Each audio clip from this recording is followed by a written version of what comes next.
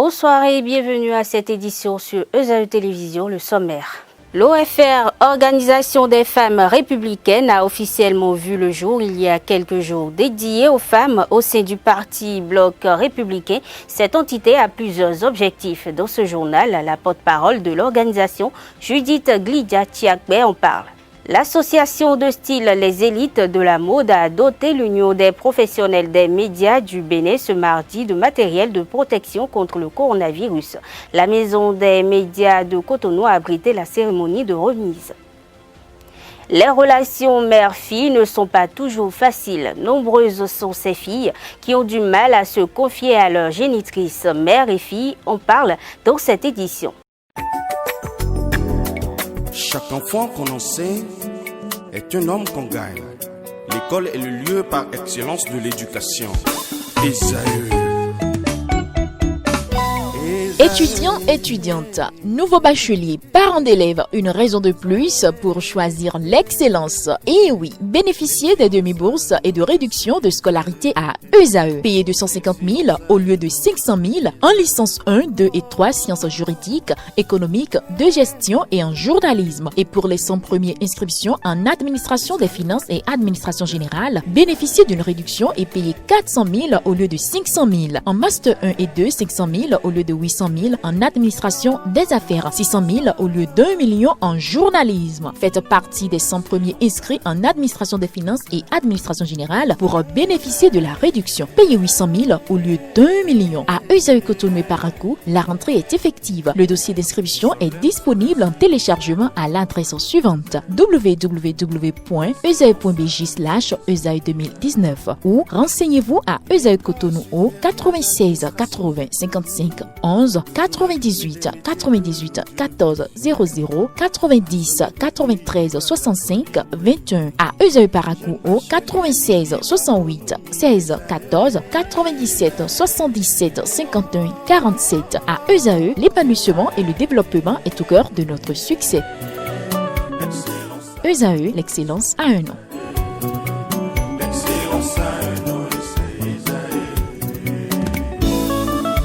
La rumba, c'est la musique des sages. Et ESAE, c'est l'école des sages.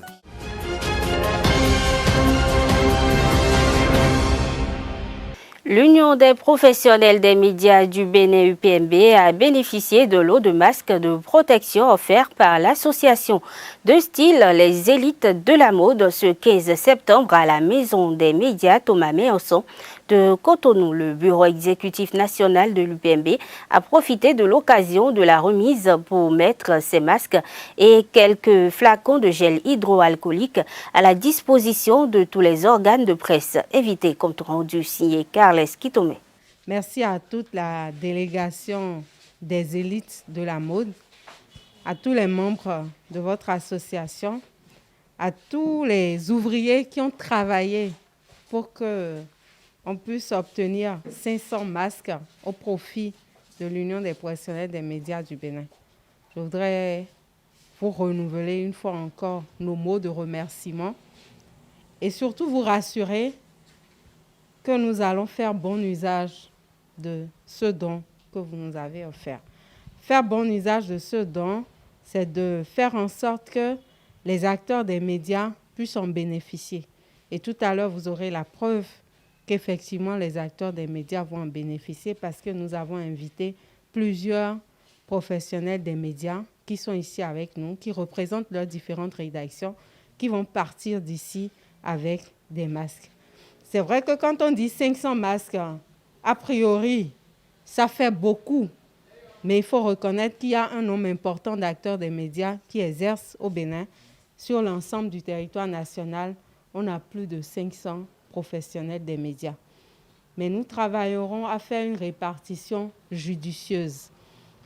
Nous travaillons à faire en sorte que même les acteurs des médias qui sont au tréfonds du Bénin puissent bénéficier de cette générosité dont vous avez le plaisir de nous gratifier. Et nous allons ajouter à ces masques des gels hydroalcooliques parce qu'on avait déjà bénéficié d'un don de gel hydroalcoolique qui est à notre niveau et tous les organes qui partiront d'ici avec leur lot de masques tout à l'heure auront à côté de ces masques-là des gels hydroalcooliques. En retour, nous voudrons prier tous les bénéficiaires d'en faire également un bon usage. C'est très important de mettre son masque aujourd'hui, de bien le porter surtout et de respecter tout ce qu'il y a comme mesures barrières pour qu'ensemble nous soyons plus forts et que nous arrivions vraiment à gagner la lutte contre le coronavirus. Sur ce, je vous remercie.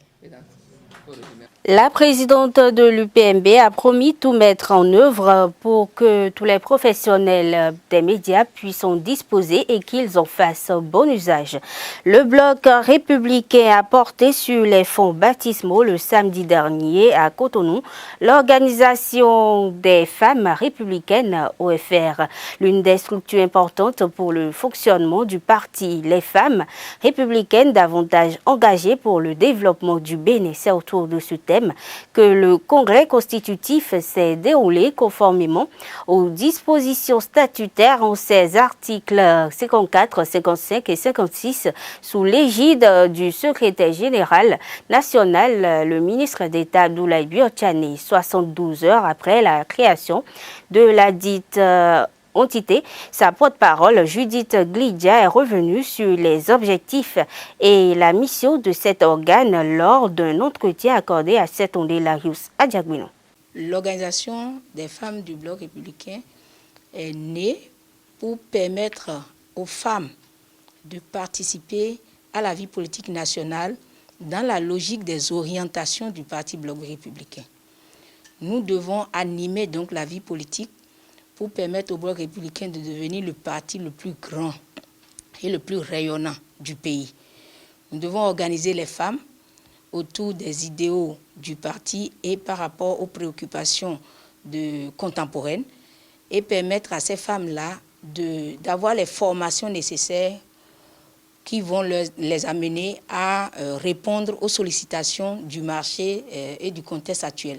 C'est surtout pour ces raisons-là que l'organisation des femmes républicaines du Bloc républicain est née. Les femmes représentent 52% environ de la population et donc l'organisation des femmes républicaines a pour mission de tout faire pour mobiliser toutes les femmes autour des idéaux du Parti Bloc républicain, comme je vous l'ai dit tout à l'heure, et donc par rapport aux élections présidentielles de 2021, soutenir le candidat du Parti Bloc républicain. Et dans ce cadre, nous devons tout faire pour intéresser les femmes, les former, les amener à être autonomes, les aider à avoir le pain au lieu de leur donner toujours du pain. Vous connaissez cette anecdote. Donc c'est la logique même républicaine. Et donc les femmes, nous sommes mises ensemble pour permettre à ce que toutes les femmes du Bénin s'épanouissent. Et c'est déjà par là, parce que quand vous faites du bien à quelqu'un, après quand vous lui parlez, la personne peut vous écouter. Donc c'est par là que nous allons contribuer à participer sérieusement et très bien aux élections de 2021 en allant dans le sens de notre parti Bloc républicain. Les femmes seront prises en charge par cette organisation. On va veiller à leur autonomisation. On va leur faire des formations politiques en matière de gestion économique, etc. Et leur permettre également d'émerger en matière politique et dans les instances de prise de décision de notre pays. L'OFR est ouverte à toutes les femmes. Vous pouvez venir vous inscrire et donc vous devenez républicaine en même temps et ça va nous permettre de contribuer valablement au développement de notre pays. Et c'est pour ça, j'allais dire que lors de notre Assemblée générale constitutive, nous avons choisi comme thème « Femmes républicaines davantage engagées pour le développement ».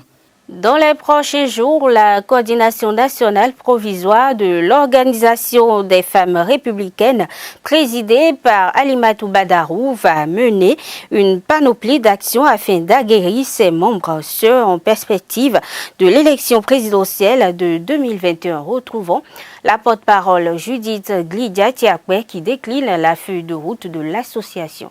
Dans un premier temps, nous allons partir à l'assaut de toutes les femmes du Bénin pour une grande mobilisation autour des idéaux du Parti Bloc républicain. Dans le Bloc républicain, il n'est pas permis de laisser aussi bien les hommes que les femmes, de quémander tout le temps. Donc, notre action numéro 1, c'est de permettre à ces femmes-là de se prendre en charge autrement qu'avant. Vous voyez, dans la logique de l'inclusion financière, il y a beaucoup de femmes qui ont besoin de soutien. Nous devons les aider à avoir ces soutiens-là. Les femmes ont besoin de formation pour s'épanouir. Nous devons les former pour qu'elles s'épanouissent. Donc, dans notre cahier de charge, c'est comment faire pour que la femme béninoise soit épanouie, s'affirme et abandonne les stéréotypes qui l'empêchent de se mettre au devant et de prendre des décisions. C'est pour cela que nous sommes ensemble et tout notre cahier de charge tourne autour un peu de ces préoccupations. Nous avons, par exemple, lors de notre Assemblée générale constitutive, lu une motion de soutien, par exemple, au chef de l'État. Parce que les gouvernants qui comprennent la place de la femme, comme notre actuel chef de l'État, le président Patrice Talon, c'est ceux-là que nous voulons soutenir. Vous savez très bien qu'après le dialogue politique national, qu'il y a eu la modification de notre constitution et le code électoral qui ont suivi pour permettre désormais aux femmes d'être mieux représentées, au moins déjà dès les élections législatives. Et donc, la femme retrouve sa place de choix maintenant dans le système politique et de prise de décision dans notre pays. C'est pour cela que nous avons le devoir de soutenir l'actuel président de la République et son gouvernement par rapport à ces préoccupations des femmes qu'ils arrivent à résoudre valablement, en tout cas correctement, j'allais dire. La relation entre une mère et sa fille est l'un des liens les plus forts qui existent, un lien qui est de plus en plus menacé. Les filles ne voient pas en leur génitrice une confidente et une alliée fiable. Pourquoi cet état de choses? Latifat Korinou et Jeté Onguet s'y sont intéressés à travers ce reportage. Suivez plutôt. Mère et fille, dans une atmosphère calme et distante, s'affairent dans l'activité du jour. Visiblement, elles paraissent conviviables l'une auprès de l'autre. En réalité, comme plusieurs d'autres filles, faire des confidences à leur génitrice n'est pas une tâche facile. Si c'est pour se vider le cœur et l'alléger, Yann et sa sœur Floriane Moreke désignent leur sœur comme la personne la mieux indiquée. Elle explique ce comportement. La façon dont elle parle là, elle parle pour faire peur. Même si c'est les parents, les deux. Donc je ne sais pas comment je vais me confier à eux. Elle a l'habitude, même quand tu racontes tes trucs, finalement, c'est qu'elle va commencer un beau jour, c'est qu'elle se met à raconter les trucs. Elle se met à raconter devant tous tes petits frères alors que tu l'as juste parlé en bref, pour plus garder. Les adolescentes ne sont pas les seules à être incapables de faire cet exercice avec leur mère. Jacqueline, mère de 2 enfants, rencontrée dans la rue de Bedro-Mendé, se rapproche plus de son père que sa mère pour des raisons particulières. Je me rapproche beaucoup plus de mon père que de ma mère, parce que ma mère est très sévère, de même que mon père, mais il y a plus d'harmonie chez nous, parce que ma mère réagit rapidement devant les faits sans préavis, alors que mon père donne un premier, un deuxième et un troisième avertissement avant de punir. Père et mère, concernés par la relation distante entre mère et fille, donnent également les raisons possibles de ce comportement. Si les filles ne se confient pas à leur mère, c'est premièrement à cause de la réaction de la maman. Une fille déjà en âge de puberté, il a une manière, il faut changer de comportement. L'éducation est différente. Il faut savoir, en ce moment-là, elle commence par dérailler. Donc, la manière dont tu avais l'habitude de la parler, il faut changer un peu. Si déjà, la manière dont tu parles à ta fille à l'âge de non-puberté, là, tu continues à l'âge de puberté, elle va te fuir et aller se confier à une autre personne en ville ou à un ami, tout ça là. Maintenant, il faut l'attirer, la prendre comme responsable, lui parler comme maintenant une personne qui est grande quoi, qui connaît beaucoup de choses. Tu fais l'asseoir, tu lui parles, ça va entrer dans sa tête. Elle va mémoriser, elle va avoir conscience de ce que tu lui dis. Donc, il ne suffit pas de crier avec bruit, tout ça là, pourquoi tu fais ceci? Il faut le dire, quand tu as d'amis, tu commences par d'amis, si tu as d'amis, quelqu'un te parle, viens m'en parler. Comme ça, si après elle a un problème, il rencontre un gars en ville, il dit quelque chose, il va venir courir vers la maman. J'ai rencontré tel garçon, il m'a dit tel, il m'a tel. Comme ça, la conversation commence.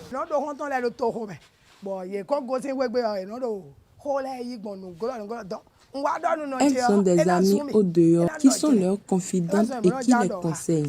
Elles craignent les insultes de leur maman, raison pour laquelle elles ne se confient pas à leur mère.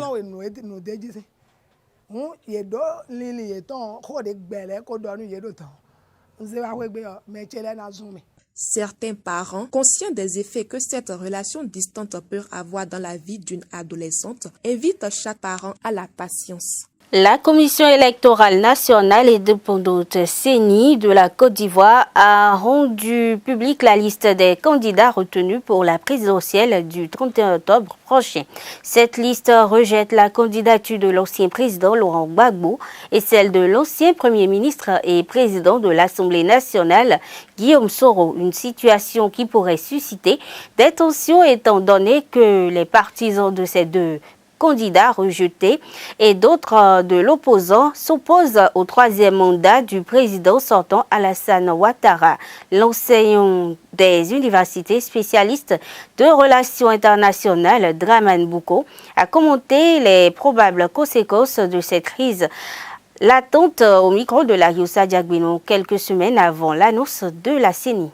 Non, par rapport à la Côte d'Ivoire, c'est un peu différent. Je crois que peut-être vous allez parler de la Guinée. C'est la Guinée qui m'inquiète beaucoup plus.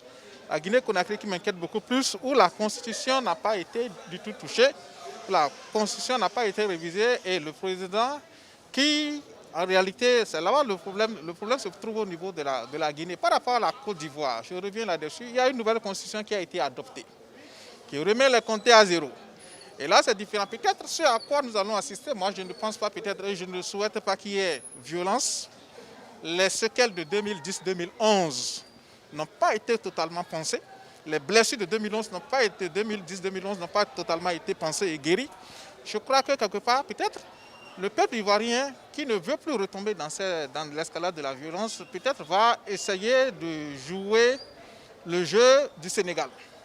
Qu'est-ce que je voudrais dire par là? Lorsque le président Abdoulaye Wade voulait forcer le passage, à l'époque, les institutions, les gens, pratiquement, la Sénat ou la commission électorale a laissé faire. Mais le peuple a décidé au dernier moment. Je crois que pour rapport à la Côte d'Ivoire, il est temps peut-être, s'il insiste à forcer le passage, qu'on puisse laisser aller au vote et on verra les résultats. Mais je crois que par rapport aux violences, les gens ne sont pas prêts, les Ivoiriens ne sont pas prêts à retomber dans les erreurs de 2010-2011. Il y a beaucoup d'autres choses à faire et je crois que la jeunesse ne va pas se laisser manipuler cette fois-ci par ces dirigeants politiques qui après vont s'entendre à régler la crise. Je crois que le peuple pourra décider, quel que soit le candidat, le challenger qu'il aura en face. On peut avoir le scénario du Sénégal. Donc, lorsque vous forcez le passage, le peuple va décider. À présent, l'actualité hors de nos frontières à travers la page Inter s'intéresse à l'actualité au Cameroun, au Côte d'Ivoire et en RDC, une signature de Anifat Boukari. L'opération militaire pour sécuriser la ville de Bamenda dans le nord-ouest anglophone camerounais se poursuit. Cette opération nommée Bamenda Clean, Bamenda propre, est lancée depuis mardi 8 septembre par l'armée pour tenter de neutraliser les groupes séparatistes après des violences. Plusieurs centaines de militaires ont été déployés en ville pour effectuer des contrôles d'identité. La tension est élevée. Les séparatistes ont ordonné à la population de ne pas sortir. La majorité des rues étaient désertes ce lundi, notamment dans les quartiers où l'armée est déployée. En Côte d'Ivoire, le Conseil constitutionnel a validé ce lundi 14 septembre la candidature du président sortant Alassane Ouattara à un nouveau mandat. Celles de Guillaume Soro et Laurent Gbagbo sont en revanche déclarées irrecevables. 44 dossiers avaient été déposés et le Conseil constitutionnel en a validé 4, dont celui du président Ouattara. Le Conseil constitutionnel juge que la Constitution de 2016 consacre une nouvelle république et qu'elle remet par conséquent les compteurs à zéro. Il ne peut être fait grief aux candidats de briguer un nouveau mandat, ont statué les juges. Et pour finir en RDC, la session parlementaire de septembre s'ouvre ce mardi 15 septembre à Kinshasa. Parmi les nombreux sujets sur sa table, le projet de loi de finances pour 2021, mais aussi beaucoup de réformes et décisions attendues, notamment sur des questions qui ont créé la polémique entre les partenaires au pouvoir, CACH et le FCC, comme la réforme du cadre des élections. Cette session devrait essentiellement être consacrée au budget. Mais en attendant le dépôt par le gouvernement du projet de budget 2021 et les débats qui s'en suivront, les deux chambres du Parlement congolais devraient se pencher sur des projets en chantier. Parmi les points en attente, le rapport de la CENIR sur le dernier cycle électoral qui a déjà été déposé au bureau de l'Assemblée nationale n'a pas encore été examiné ni débattu. Mesdames et messieurs, nous sommes à la fin de cette édition. Merci d'être restés à nos côtés. Bonne soirée à toutes et à tous et à très bientôt.